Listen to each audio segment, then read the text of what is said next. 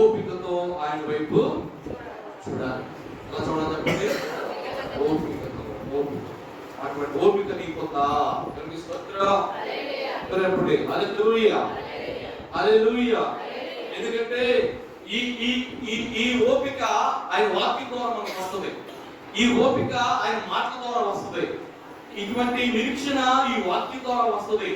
ఈ వాక్యాన్ని బాగుగా పరిశీలించి బహుగా తెలుసుకొని మక్కువగా ఇష్టపడి ఎక్కువగా నడిస్తే అటువంటి ఓపిక అనేది మనకి వస్తుంది. కొంతమంది స్థితి ఎలా ఉందంటే, పౌలు భక్తుడు ఒక మాట చెప్తా ఉంటాడు. పౌలు భక్తుడు కాదు, పేతురు భక్తుడు. 2 పేతురు 1వ అధ్యాయము 16వ వచనం ఏంటండి? ఏలయనగా చమత్కారముగా కల్పించిన కథలను అనుసరించి మన ప్రభువైన యేసుక్రీస్తు యొక్క శక్తిని, ఆయన రాకడను మేము మీకు తెలుపలేదు గాని ఆయన మహత్యమును మేము కనులారా చూచిన దేవునికి స్తోత్రం. హల్లెలూయా. అంటే వారు ఏం చూశారు? ఎట్లా చూశారు? ప్రత్యక్షంగా చూశారు, కనులారా చూశారు. ఈ రోజున ఆ ఓపిక ఎవరిలో ఉంటుంది అంటే, ఆ నిరీక్షణ ఎవరిలో ఉంటుంది అంటే, నేను దేవుని వాక్య ప్రకారం నడవాలి అనే ఆలోచన ఎవరి మదిలో హృదిలో వెలుగుతూ ఉంటుందంటే క్యాండిల్ లాగా ఆయన ప్రత్యక్షతలో విశ్వాసంతో చూసిన వారు. చెప్తామా? ఎట్లా అన్నా హల్లెలూయా చెప్తా. అలవాటు అయిపోతుంది. ఏమన్నా హల్లెలూయా లాగా పడుతున్నాం. దేవునికి స్తోత్రం. ఎలాంటి వారికి ఆ ప్రత్యేకమైన అనుభవం ఉంటుంది? వాక్యం. ఇప్పుడు ఆయన మనకు కనపడట్లేదు, యేసే మనకు కనపడట్లేదు. వాళ్ళకి అపోస్తలుల కంటే, పేతురు గారి కంటే ఆయనతో నడిచాడు. 3.5 సంవత్సరాలు ఆయనతో నడిచాడు, ఆయనతో బ్రతికాడు. తిన్న చోట తిన్నాడు, పడుకున్న చోట పడుకున్నాడు, ప్రార్థన చేసిన చోట ప్రార్థన అనేది చేశాడు. ప్రత్యక్షంగా ఆయన అనుభవాలు తెలుసుకున్నాడు, చూశాడు, అనుభవించాడు. మనం అనుభవించామా? చెప్పండమ్మా. ఎట్లా అనుభవించాలి? ఎట్లా తెలుసుకోవాలి? అయితే నిరీక్షణ. చెప్పండి. ఆయన వాక్యానుసారంగా జీవించు చూడు, ఆయన ప్రత్యేకమైన అనుభవాన్ని చూస్తాం. అలాంటి వారంట కల్పనా కథల వైపు చూడరు. అలాంటి వారంట చమత్కారపు కథల వైపు చూడరు. అలాంటి వారంట అటు ఇటు పరిగెత్తేటువంటి అనుభవంలోనికి వెళ్ళరు. ఈరోజు ఈ ప్రభు వచ్చుతున్నాడు మరణాత అనేటువంటి అంశంలో మీకు తెలియజేసేటువంటి భాగము ఇదొక భాగం. హల్లెలూయా. ఇదొక భాగం. ఏ భాగం? చమత్కారాలు, కథలు, పొడి కథలు, నవ్వించే కథలు, లేకపోతే మా దగ్గర జరుగుతుంది రండి అనేటువంటి చెప్పేటువంటి మాటలు, ఇవన్నీ కూడా పనికిరావు. దేవునికి స్తోత్రం. ఓపిక, నిరీక్షణ ఆయన వాక్యానుసారంగా జీవించే వారికి ఉంటుంది. హల్లెలూయా. అందుకే ఈ రోజున మనం తెలుసుకోవాలి. పౌలు భక్తుడు కూడా ఆ మాటలు తెలియజేశాడు. ఈ రాకడ ఎంతవరకు మనం చూడాలంటే, ఒక వాక్యం ప్రభువు వారి శిష్యులకు చెప్పాడు. ఆ శిష్యులలో కాని శిష్యులు కాని ఒక అతను శిష్యులు కాబడిన వ్యక్తి ఎవరండి? సౌలనబడిన పౌలు ఒక మాట చెప్తున్నాడు. ఏమని? 1 కొరింథీయులు 11వ అధ్యాయము 26వ వాక్యం ఏమంటాడు? 26వ వాక్యం ఏమంటాడు? మీరు ఈ రొట్టెను తిని ఈ పాత్రను త్రాగునప్పుడల్లా ప్రభు వచ్చే వరకు ఆయన మరణమును ప్రచురించెదరు. దేవునికి స్తోత్రం. అంటే ఎవరు చెప్పిన మాట? యేసయ్య. ఎవరు చెప్పిన మాట? శిష్యులకు. ఇప్పుడు ఎవరు చెప్తున్నారు? సంఘానికి. ఎవరు? పౌలు. ప్రభువు యొక్క రొట్టెను తినను ఈ పాత్రలోని త్రాగును వాడు ప్రభు యొక్క శరీరము గురించి రక్తమును గురించి అపరాధి అగును. హల్లెలూయా. ఈ పాత్ర త్రాగునప్పుడల్లా ఎవరు వస్తున్నారని జ్ఞాపకం చేసుకోవాలి? వస్తా ఉన్నాడు.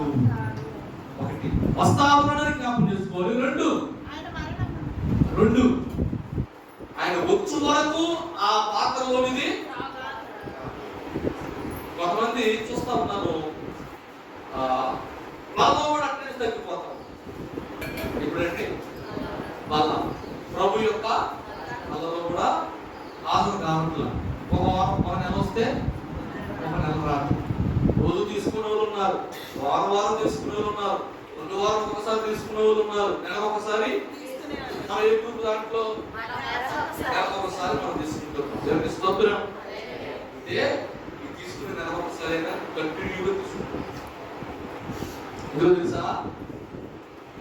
ఒకవేళ తీసుకోలేదనుకోండి, ఆయన రాకడ మీద నీకు విశ్వాసము, నిరీక్షణ. ఒకవేళ ఆ రోజు ఏదైనా పడుతుందనుకోండి, నీకు నీ సొంత పనుల మీదే.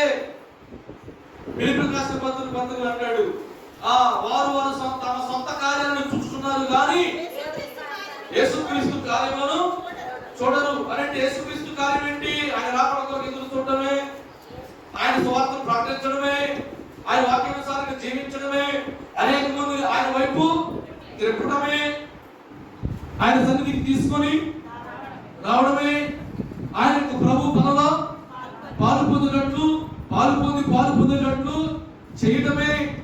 ఇదంతా ఎవరి పని అంట? దేవుని పని. హల్లెలూయా. అదే హల్లెలూయా. అటువంటి పని ఈ రోజున ఏమవుతుంది తెలుసా? అందుకని అని అంటాడు, ఆయన ఎప్పుడు వస్తాడో ఆయనకు కూడా తెలియదు. ఎవరు తెలుసంట? తండ్రికి మాత్రమే అంటాడు కదా. అంటాడు పరిశుద్ధ గ్రంథంలో మార్కు సువార్త 11వ అధ్యాయం 32వ వాక్యం. అందుకు యేసు ఏమంటున్నాడండి? 32 ఆ దేవుని గురించి, ఆ గడిని గురించి తండ్రి తప్ప ఏ మనుషుడైనను పరలోకమందు దూతలైనను కుమారులైనను ఎరుగరు.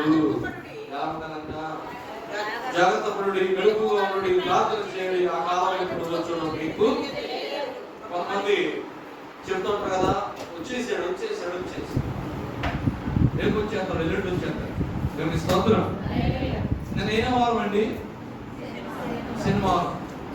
నేనంట రోజు గురించి యూట్యూబ్లో, సుమన్ టీవీలో ఆ అక్క ఎవరు అక్క ఉంది, ఆ అక్క మరి చెప్తుంది. స్తోత్రం. ఆ అక్క ఏం తెలుసా? రేపు కట్ట నిన్న నేను పగలేమో 8 గంటలంట, రాత్రి ఏమో 16 గంటలంట. రోజు ఎన్ని గంటలు? 24 తీసేసారు కదా, 16. అంటే రాత్రి పూట 16 గంటలు ఉంటుంది, పగల పూట 8 గంటలు ఉంటుందని టామ్ చేశాను. పొద్దున్నే చూశా, 6 గంటలకి తెల్లారింది. స్తోత్రం. 8 గంటలు లెక్క పెడుతున్నా. 6 అంటే 7, 8, 9, 10, 11, 12, 2, 1. 11 గంటకి ఏమవ్వాలి? 11 గంటకి ఏమవ్వాలి? మార్కెట్ 7 గంటలకి. స్తోత్రం. అంటే 11 గంటకి ఏమవ్వాలి? తెల్లారు చూస్తే మగ మండుతుందండి. పైకి చూస్తే 50 చూస్తే చక్కెర పడలా, ఏం పడలేదు. కానీ 10 రోజుల నుండి 10 రోజుల నుంచి ఒకటే న్యూస్. డిసెంబర్ 22వ తారీఖు 8 గంటలు మాత్రమే పగలు, 16 గంటలు చీకటి అది ప్రచారం జరిగింది. ఒకసారి ఆ వార్తలు ఏమైపోయినాయి? ఇలాగే మరి రాకడ కూడా ఏమైంది? వస్తున్నాడు, ఏమాత్రం వస్తుంది. లేకపోతే సముద్రం ఉప్పుకుతుంది, అగ్నిగంధకాలు పడతాయి, కోళ్ళు కోసుకోండి, మాంసం కోసుకోండి. అప్పుడు ఏదో అన్నారు చిన్నప్పుడు, దేవుని స్తోత్రం, ఏదో వచ్చేస్తున్నంత భూమిని గుద్దేస్తుందని చెప్పేసి ఎక్కడో అతను ఆస్తినంతా అమ్మేసి తిన్నాడంట. తీరా ఆ రోజు వచ్చింది, అది పెద్ద రాయి. నాకు చిన్నప్పుడే దేవుని స్తోత్రం. 2012లో కూడా ఏమన్నారు? ఏమండి ఇక 2027 అంటున్నారు. నెక్స్ట్ ఏంటంటే 2027, 2042, 2060 ఇట్లా డేట్లు పెడతా ఉంటారు. ఈ డేట్లు ఏది కూడా జరగవు. దేవుని స్తోత్రం. తండ్రి చిత్తం మాత్రమే జరుగుతుంది. అందుకే ఆయన చెప్తున్నాడు, ప్రియమైన బిడ్డలు, ఆయన రాకడా ఎప్పుడు వస్తుందంటే ఆయన తండ్రికి మాత్రమే తెలియదు కానీ ఏ మనుషుడికి తెలియదు. హల్లెలూయా. కాబట్టి ఇటువంటి అసత్యాలు, అసత్య ప్రచారాలు మీరు నమ్మనే. కాబట్టి పాఠంలోకి వెళ్దాం. ఒక పాఠాన్ని చెప్తాను ఈ రోజున. పాఠము, మొదటి పాఠము ద్వితీయోపదేశకాండం 18వ అధ్యాయం 22వ వాక్యం. ఇదంతా ఎవరిని గురించినటువంటి మాటలంటే రాబోయే గొప్ప ప్రవక్త గురించిన మాటలు. దేవుని స్తోత్రం. ఆ ప్రవక్త ఒకటి, ఆ ప్రవక్త ఏమై ఉన్నాడు అనేది దీంట్లో ఉంది. ప్రవక్తలు అనే వాళ్ళు ఏం చేయాలి అనేది పైన ఉంది. ఇది లేవీయులకు, యాజకులకు, అంటే మాలాంటి వాళ్ళకి ఇచ్చిన, యాజకులకు ఇచ్చిన, సేవకులకు ఇచ్చిన ఆజ్ఞ. దేవుని స్తోత్రం. అసలుకి యేసయ్య వస్తున్నాడు కాబట్టి ఎందుకని ఇది మాత్రమే చెప్తున్నాడు? ఫాల్స్ అండ్ ట్రూ స్టేట్మెంట్ అనేది బయలుదేరి ఎక్కడుంటే ఇక్కడ ఉంటే మేము తప్పు చెప్తే అది మీ దగ్గరికి వెళ్తాం, మేము ఒప్పు చెప్తే మీ దగ్గరికి వెళ్తాం. అంటే మీరు తప్పుడు నడవడికి నడవాలా, ఒప్పు మార్గంలో నడవాలా అనేది మా మాటను బట్టి ఈ సంఘాలను అంతే కదా. నేను ఒక చోట వాక్యం పెట్టినా, అది పక్షిరాజు సంఘం అన్నమాట. ఇందా కూర్చున్నా బయట, మా ఇంటి దగ్గర పెట్టాను, మా ఇంట్లో పెట్టాను. మా ఇంట్లో స్తోత్రం. నేను తొలిలో మూసేసుకుని ప్రసంగాలను కూర్చుంటే ఇదే ఏర్పడుతుంది. బాబు పెట్టుకుంటే కూర్చుంటే ఒకటే మేము లోకరణ సంఘం నుంచి బయటకు వచ్చాం, దేవుడు మమ్మల్ని బయటకు పంపించాడు. పక్కన ఎవరున్నారు? సిఎస్ఐ గారు ఉన్నాడు కదా, సిఎస్ఐ సంఘం అట్లా. ఎందుకంటే నేను అర్థం తెలుసుకోవచ్చు. అసలు మనం చూడు ఎక్కువ లేదు. లోకరణ సంఘం, మెథడిస్ట్ సంఘం, సిఎస్ఐ సంఘం, బాప్టిస్ట్ సంఘం, ఈ 4 సంఘాలు ఒక కూర్చో నుంచి వస్తాయి. ఏసీపీసీ అదే చెప్పండి. విలియం కేరీ గారు సిరంపూర్ యూనివర్సిటీ, ఏసీపీసీ ఆంధ్ర క్రైస్తవ వేదాంత కళాశాల. ఆ కళాశాల నుంచి మేమందరం తర్జుమా చేయబడి బయటికి వస్తాం. ఏ సంఘాలు? ఏ సంఘాలు? సిఎస్ఐ, మెథడిస్ట్, లోకరణ, తెలుగు, బాప్టిస్ట్. ఈ మేమందరూ ఒకే చోట, ప్రార్థన అంతా ఒకటే. హల్లెలూయా. వీళ్ళందరూ విలియం కేరీ గారు స్థాపించిన సిరంపూర్, కలకత్తా, అక్కడ దానిచే ముద్రింపబడిన, దాని కింద ఉన్న అనుసంధానంగా ఉన్న కాలేజీ నుంచి మేము వచ్చాం. దేవునికి స్తోత్రం. అందుకే నా పేరు అనకుండా లోకరణ సంఘం, ఆర్సిఎం సంఘం అని ఎత్తుతున్నాడు. నాకు అర్థమైంది ఏంటంటే, ఆ భాష అంతా తర్వాత నాకు అర్థమైన భాష అది. ఆయన భాషలో నాకు అర్థమైన భాష ఏంటంటే, వీళ్ళు సంఘాలు పెంచుకోవడానికి పెద్ద పెద్ద సంఘాల మీద ఏం చేయాలంటే బురద చల్లాలి. సంఘాల మీద జరిగితే ఆ సంఘంలో ఉన్న అవునా నిజమా? దేవుని స్తోత్రం. మనం చెప్పండి, అవునా చదివితే అయ్యగారి మీద చల్లాలి, లేకపోతే సంఘాల మీద చల్లాలి. ఈ రోజు నా బోధంతా ఎలా ఉందంటే, ఆ సంఘం కాదు, మా సంఘమే గొప్ప. నేను అంటాను, మా సంఘమే గొప్ప అన్నవాడు ఆ సంఘం గొప్ప. తెలుసా? ఆ మాటలన్నీ దేవుడు చెప్పే మాటలు కాదు. ఆ మాటలన్నీ వాళ్ళ సొంత మాటలు చెప్పే మాటలు. కారణం ఏంటంటే ప్రభువు వారే చెప్పాడు. దేవుని స్తోత్రం. ఈ ద్వితీయోపదేశ కాండంలో 18వ అధ్యాయంలో ఈ రోజు సంఘాల్లో జరిగేటువంటి కొన్ని భావాలు దీంట్లో లిఖితమై ఉన్నాయి, రాయబడి ఉన్నాయి. జాగ్రత్తగా మీరు పరిశీలన చేసినట్లయితే మచ్చుకు ఒక మాట చూపిస్తాను, జాగ్రత్తగా గమనించండి. 18వ అధ్యాయం 9వ వాక్యం. నీ దేవుడైన యెహోవా నీకు ఇచ్చుచున్న దేశమున నువ్వు ప్రవేశించిన తర్వాత ఆ జనముల హేయ కృత్యములను నీవు చేయ నేర్చుకొనకూడదు. తన కుమారుడైనను తన కుమార్తెనను అగ్నిగుండము దాటి దాటించు వారినను శకునము చెప్పు సోదిగానను మేఘ శకునము గాని సర్ప శకునము గాని చెప్పు వారినను శమంగి వారినను మాంత్రికునను ఇంద్ర చాలకునను కర్ణ పిశాచి నడుగు వారినను దెయ్యముల యొక్క విచారణ చేయు వారినను మీ మధ్య ఉండనీయకూడదు. హల్లెలూయా. అందరూ చెప్పండి హల్లెలూయా. వీటిని చేయు ప్రతి వాడును యెహోవాకు ఏంటండి ఇవన్నీ అన్యులకు సంబంధించి కదండి. ఇవన్నీ వేరే వారు చేసేవి కదండి అని అనొచ్చు. ఈరోజు ఇవన్నీ సంఘాల్లో ఉన్నాయి. నేను ఏమన్నా చెప్పండి, సంఘాల్లో ఉన్నాయి. సోది చెప్పుట నేను చెప్పుట. సోది ఏంటండి? సోది అంటే తప్ప జరగబోయేదాన్ని చెప్పడం, లేకపోతే ఎక్కడ జరిగిందమ్మా అక్కడ జరిగిందమ్మా అని చెప్పడం. స్తోత్రం. అవునా కదా? ఈరోజు నా సంఘంలో ఇదే హెచ్చరిస్తాం. సోది చెప్తున్నారు అయ్యగారు. ఇది ప్రవక్త అధ్యాయం. దేవుని స్తోత్రం. ప్రవక్త ఎలా ఉండాలో, ప్రవక్త చెప్పిన ఆ మాటలను ఎలా విశ్వసించాలో అని చెప్పేటువంటి అధ్యాయం ఇది. ఓ ఇశ్రాయేలులారా, మీరు పలానా కానాను దేశంలో వెళ్ళబోతా ఉన్నారు. ఆ కానాను దేశంలో ఇలాంటి మనుషులు ఉన్నారు కాబట్టి మీరు వారి ప్రకారం ఏ మాత్రం కూడా ఒక అమ్మ చట్టదే అక్క అక్క అక్క అంటే చెప్పండి. అక్క అక్క అక్క అక్కడ సోది చెప్తున్నారు. అక్క ఏం వెళ్దాం అక్క అక్క అక్క అక్క అక్కడ చిల్లం కూడా ఉన్నాడు. అక్క ఆ చిల్లని కూడా దిగి ఎదురుతాం అక్క. ఇంకో అక్క అక్కదే అక్క అక్క అక్క ఆ చేయబడుతున్న మొత్తం పోతాయి అక్క వెళ్దాం అక్క. ఇవన్నీ స్తోత్రం. ఇవన్నీ దొంగ మాటలు, ఇవన్నీ వినకూడని మాటలు, ఇవన్నీ చెప్పుడు మాటలు. ఇంకో సంభవమైన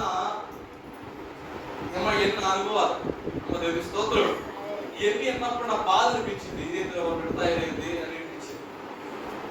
ఎందుకంటే నేను సంఘాలు తిరుగుతూ ఉంటాను కాబట్టి. దేవుని స్తోత్రం. మా అయ్యగారు అక్కడ నువ్వు రక్షించబడ్డావు కదా, కాబట్టి నువ్వు ఎంతమంది రక్షించావు చెప్పి చెప్పడం బాగానే ఉంది. దేవుని స్తోత్రం. చెప్పడం బాగానే ఉంది. చెప్పిన తర్వాత ఏం చేస్తుంది సార్, అమ్మా ఆ కొత్త సంఘంలో కూడా నశించిపోయే వాళ్ళే. దేవుని స్తోత్రం. ఏమని చెప్పండి, ఏమంటాడట? ఇదంతా అయిపోయిన తర్వాత మైక్ లేకుండా చెప్పాడట, కొత్త సంఘంలో కూడా నశించిపోయే వాళ్ళే. ఎందుకు తెలుసా? ఇది మన జీవము గల దేవుని సంఘం అన్నాడు. బాంబు పేల్చాడు. దేవుని స్తోత్రం. ఏం పేల్చాడమ్మా? బాంబు పేల్చాడు. అంటే ఈ సంఘమేమో జీవం గల దేవుని సంఘం, ఆ సంఘమేమో జీవం వేరి సంఘం అని చెప్పేస్తున్నాడు. ఇక ఈ వచ్చి ఏం చెప్పలేక ఆ పాపం అంతా ఎవరు పట్టుకుంటుంది? చెప్పేవాడి మూలన వినేవాడికి కొట్టుకుంటుంది. అందుకే అనుకున్న స్టేట్మెంట్ అనేది ఫాల్స్ అనేది అయినా సరే, ట్రూ అనేది అయినా సరే ఎక్కడి నుండి ప్రారంభమవుతుంది. దేవుని స్తోత్రం. హల్లెలూయా. అందుకని దేవుడు ఏమన్నాడంటే, ఓ ప్రవక్తలారా, ఓ యాజకులారా, ఓ సేవకులారా, ఓ లేవీయులారా, మీరు ఆ దేశంలోకి వెళ్ళినప్పుడు ఆ ప్రజలకు మీరు కాపరులుగా ఉన్నారు కాబట్టి, లేవీయులుగా ఉన్నారు కాబట్టి, యాజకులుగా ఉన్నారు కాబట్టి, వాళ్ళ యొక్క మార్గాలను సిద్ధపరిచేది మీరే కాబట్టి, సన్మార్గాన్ని ఏర్పాటు చేసేది మీరే కాబట్టి వారికి ఈ విధమైనటువంటి బోధ చేయండి.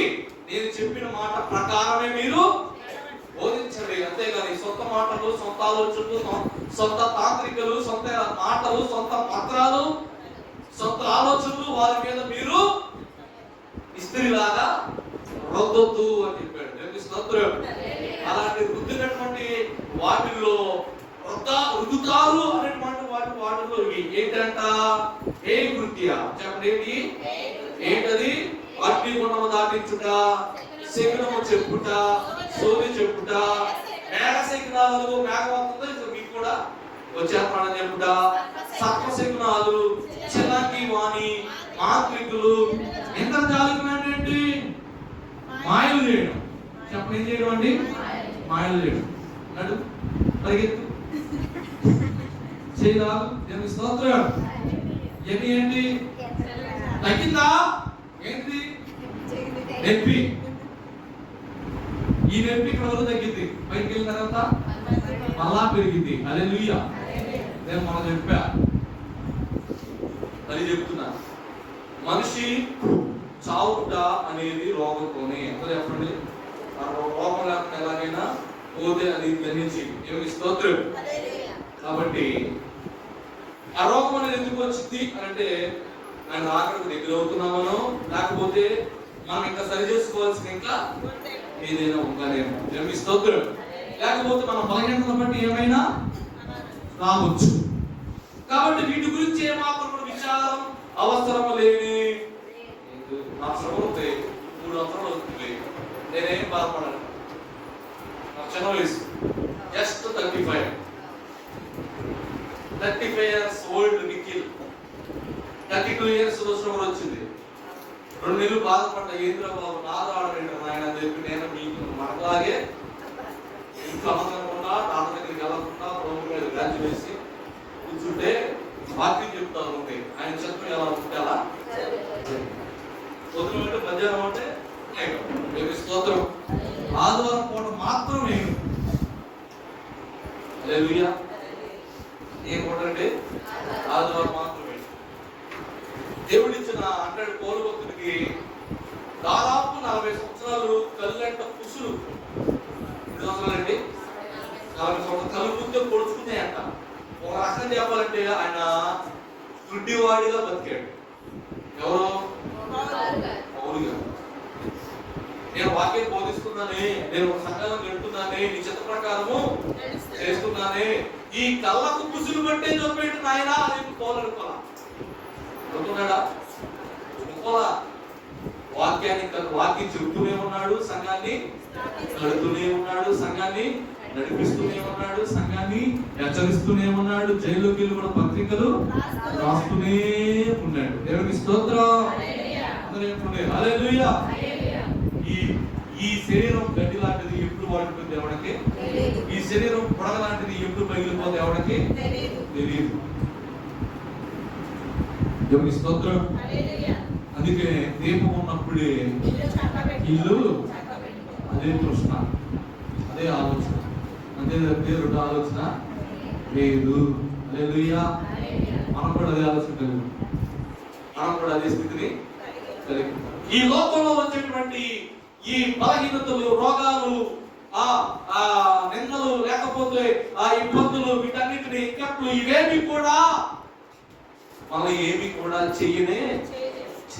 దేవుడి మీద ఆధారపడితే, దేవుడి మీద ఆధారపడకుండా ఉంటే ఈయన వైపు చూసేటువంటి పరిస్థితి వస్తుంది. అందుకే దేవుడు అంటాడు, ఈ ప్రవక్త ఎలా ఉండాలి అంటే ప్రిమిటివ్గా అంటాడు. చూడండి, పరిశుద్ధ గ్రంథంలో ఒక మాట చెప్తూ ఉంటాడు. ఏం చేయమంటాడంటే 18వ వచనాన్ని మీరు చూడండి. వారి సహోదరుల నుండి నీ వంటి ప్రవక్తను వారి కొరకు పుట్టించదు, అతని నోట. దేవుని స్తోత్రం. ఎవరి నోట?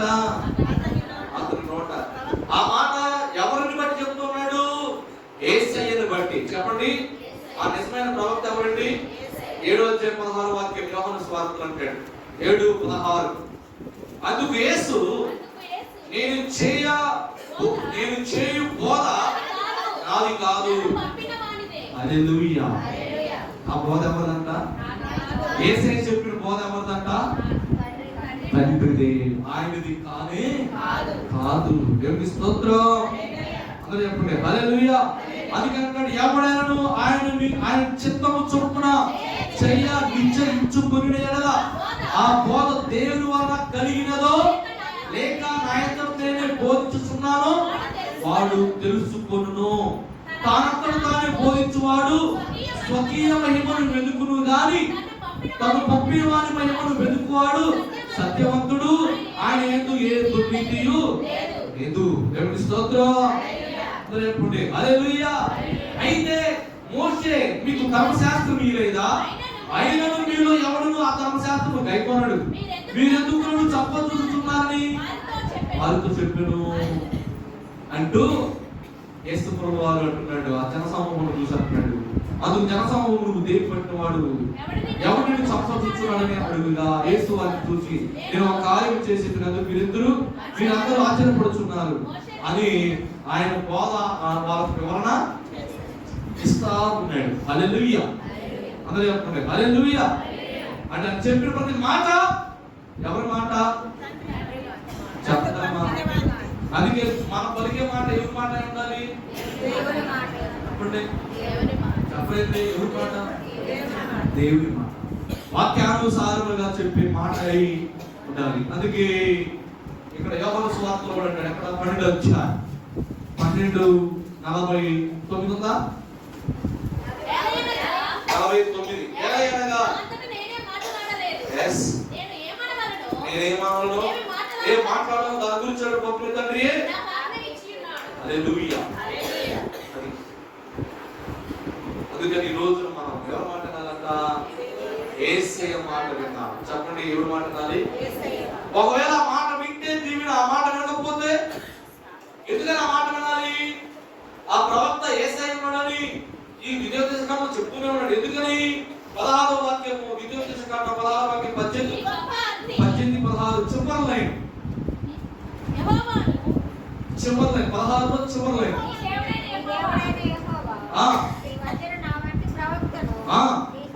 నీ సహోదరుడు నీ కొరకు పుట్టించెను, ఆయన మాట నీవు. హల్లెలూయా. ఒకవేళ ఆ మాట వినకపోతే 19వ వచనం, అతడు నా నామమున చెప్పు నా మాటలు వినని వారిని ఏం చేస్తారంట? విచారణ చేస్తారు. ఎందుకు విచారణ చేయాలనుకుంటున్నాడు? ఎందుకు విచారణ చేయాలని అనుకుంటున్నాడు? హల్లెలూయా. చెప్పండి. ఎందుకని? ఏ ప్రవక్తయు అహంకారము పూని నేను చెప్పుమని తనకు ఆజ్ఞాపించిన మాటను నా నామమున చెప్పును, ఇతర దేవతల నామమున చెప్పును, ఆ ప్రవక్తయు. హల్లెలూయా. కొంతమంది ఏం చేస్తారంటే ప్రవక్తలు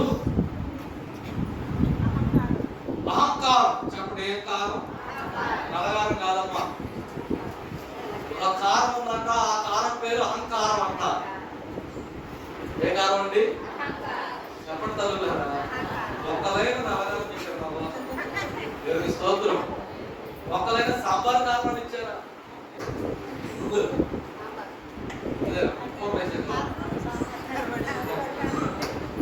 ఎన్టీఆర్ సాంబార్ ప్రోడక్ట్ అది. హల్లెలూయా.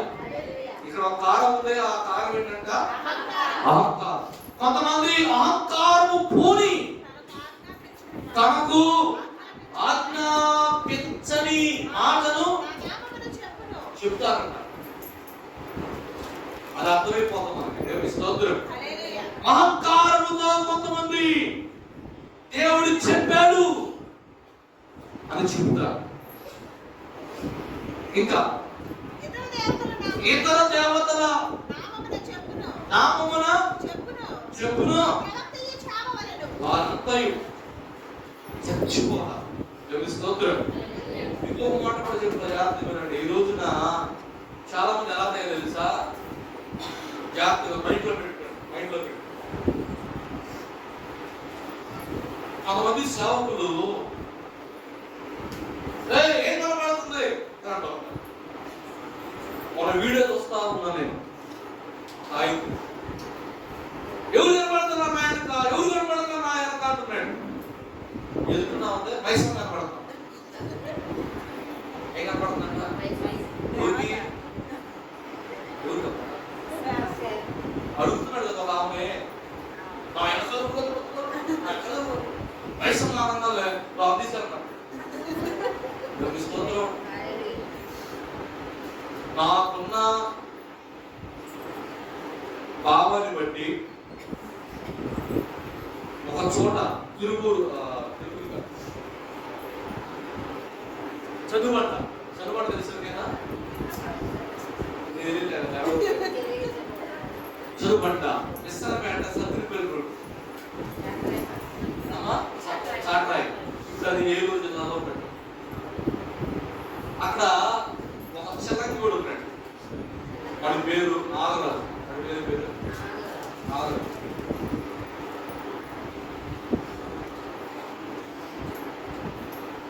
ఆడొకసారి అయ్యగారు రెండే వెళ్దాం చెప్పి తీసుకెళ్ళాడు. ఏడన్నా ఆయన ఎక్కడికైనా ఆడ తీసుకెళ్ళాడు. అది లంబాడి తండ. ఏ తండ? లంబాడి తండ.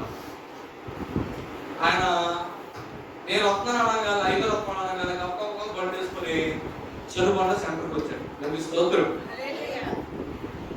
అయ్యగారు చెప్తున్నా బైబిల్ పట్టుకొని అన్నాడు. వచ్చి అయ్యగారు ఏంటంటే అన్నాడు. ఏం లేదయ్యా, ఆయన కోసం వచ్చాడు. చెట్టు ఆయన పక్క తీసుకెళ్ళి అంటాడు. మా దగ్గరికి చాలా మంది అయ్యగారు వస్తారు కదా. ఏమంటాడంటే మా దగ్గరికి ఏ అన్నా ఏంటంటే ఎక్కిస్తా లోపలికి అంటాడు. ఏంటి ఎక్కిచ్చేదన్నా నిజంగా బైబిల్ పట్టుకుని స్తోత్రం. అబద్ధవాళ్ళు సంవత్సరం నాకు లేదే. 5 బాధలు 4 ఎక్కించాడట. ఆ పసరం ఏంటిది? వాళ్ళు ఏం చేస్తారంటే 5 వేషం వేసుకుని యేసయ్య నామములో కార్యాలని చెప్పి చేస్తున్నారు. ఈ రోజు వచ్చింది కాబట్టి చెప్తున్నాను. ఇది చెప్పకూడని విషయం. దేవుని స్తోత్రం. ఆయన చెప్తున్నాను. కారణం ఏంటంటే ఆ వీడియో చూసినప్పుడు నాకు అనిపించింది, ఎప్పుడైతే మైసమ్మ నీళ్ళు కూడా పోసేసాడు. దేవుని స్తోత్రం. జాగ్రత్త, అలాంటి తోలు బయలుదేరారు. అందుకే ప్రవక్త, హల్లెలూయా, అందుకే ప్రవక్తతో దేవుడు చెప్తున్నాడు, ఆ మోషేతో దేవుడు చెప్తున్నాడు, మోషేకి లేవీయులకు చెప్తున్నాడు. ఆ పిరమిడ్ల అక్కడ గుర్తు కూడా చెప్పాడు. ఏంటి ఆ గుర్తు అని అంటే, ఇదిగోండి ఆ 21వ వాక్యం అంటాడు, మరియు ఏదో ఒక మాట యెహోవా చెప్పినది కాదని మేమెట్లు తెలుసుకొనగలమని మీరు అనుకుని ఎడల ప్రవక్త యెహోవా నామమున చెప్పినప్పుడు ఆ మాట జరగకపోయిన ఎడలను, ఎడలను నెరవేరకపోయిన ఎడలను అది యెహోవా చెప్పిన మాట. దేవుని స్తోత్రం. ఇదే గుర్తు. జరగదు, జరగదు కూడా. మరి ఏం జరిగింది? కనుక అహంకారం చేతనే దాన్ని చెప్పాను కనుక దానికి భయపడవద్దు. దేవుని స్తోత్రం. అన్నాడట, నువ్వు నా దగ్గర సత్వం అన్నాడు. వచ్చి నా దగ్గర చేడుతున్నాయి కదా. ఏంటమ్మా మాయగారు నేను పక్కనే కదని చెప్పి వద్దాం అనుకుంటున్నా. మాయగారు రాకపోతే సత్వం. ఎక్కడికి నువ్వు వచ్చినప్పుడు చూస్తున్నావు రామా. దేవుని స్తోత్రం. ఏం మాటలు తెలుసా? అహంకారం. చెప్పండి, ఏం మాటలు? అహంకారంతో చెప్పే మాటలు ఎలా ఉంటాయంటే వ్యర్థం తీసుకుని కొట్టినట్టు అనిపించింది. ప్రేమతో చెప్పే మాటలు అనుకుంటే ఏంటే అంత దేవుని చిత్తం. దేవుని స్తోత్రం.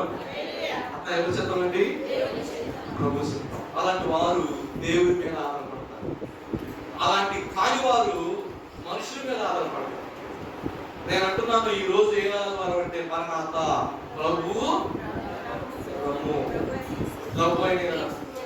ప్రభు యేసు ఆయన వస్తా ఉన్నాడు. నువ్వు దేవుని మాట మీద ఆధారపడితే పరలోకానికి వెళ్తావు. మనుషుల మాట మీద ఆధారపడితే అగ్ని ఆగదు. ఆ దేవుడు ఎవరంటే మనుష్య రూపంలో పాప శరీరాకారాన్ని ధరించుకొని వచ్చిన ప్రభువైన యేసు ఆ పాప శరీర ఆకారానికి శిక్ష విధించాడు. దేవుని స్తోత్రం. ఆయన శరీర ఆకారం ఎందుకు ధరించాడంటే ఈ శరీరానికి ఏం వేయాలని? శిక్ష. ఈ శిక్ష వేశాడు. ఆ శిక్ష ఆ శరీరం అనుభవించింది. ఆ శిక్ష ఈ మానవంతరం మీద తొలగించబడింది. అందుకే కాబట్టి ఇప్పుడు క్రీస్తు యేసు నందున వారికి ఏ శిక్ష లేదు.